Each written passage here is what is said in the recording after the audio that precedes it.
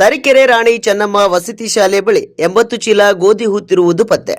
ಚಿಕ್ಕಮಗಳೂರು ಜಿಲ್ಲೆ ತರೀಕೆರೆ ತಾಲೂಕಿನ ಎಚ್ ರಂಗಾಪುರ ಕಿತ್ತೂರು ರಾಣಿ ಚೆನ್ನಮ್ಮ ವಸತಿ ಶಾಲೆ ಬಳಿ ನೆಲದಲ್ಲೂ ಹೂತು ಹಾಕಿದ್ದ 80 ಚೀಲದಷ್ಟು ಗೋಧಿ ಪತ್ತೆಯಾಗಿದ್ದು, ಸಮಾಜ ಕಲ್ಯಾಣ ಇಲಾಖಾ ಅಧಿಕಾರಿಗಳು ತನಿಖೆಯನ್ನು ಆರಂಭಿಸಿದ್ದಾರೆ. ಇನ್ನು 2 ವರ್ಷಗಳ ಹಿಂದೆಯೇ ಹೂಳಲಾಗಿದೆ ಎಂದು ಅಧಿಕಾರಿಗಳು ಶಂಕಿಸಿದ್ದು, ಯಾವ ಕಾರಣಕ್ಕೆ ಹೂತಿದ್ದರು ಎಂಬುದರ ಬಗ್ಗೆ ತನಿಖೆಯನ್ನ ನಡೆಸುತ್ತಿದ್ದಾರೆ. ಏನಿದ್ದು ಪ್ರಕರಣ?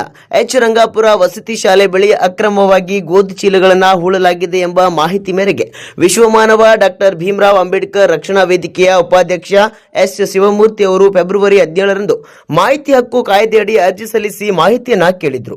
2023ರಿಂದ ಈವರೆಗೆ ಎಷ್ಟು ಆಹಾರ ಪದಾರ್ಥಗಳು ಹಾಳಾಗಿವೆ, ಅದನ್ನು ಹೇಗೆ ವಿಲೇವಾರಿ ಮಾಡಲಾಗಿದೆ ಎಂದು ಕೋರಿದ್ರು.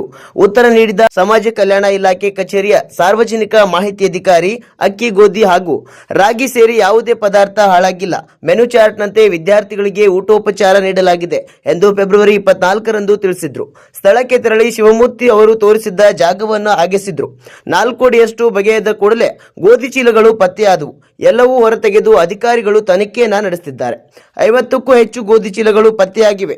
ಆದರೆ ಇದು 2025-26ರ ಸಾಲಿನ ಗೋಧಿಯಲ್ಲ ಎಂದು ವಸತಿ ಶಾಲೆಯ ಪ್ರಾಂಶುಪಾಲರು ಮೇಲಾಧಿಕಾರಿಗಳಿಗೆ ವರದಿಯನ್ನ ನೀಡಿದ್ದಾರೆ.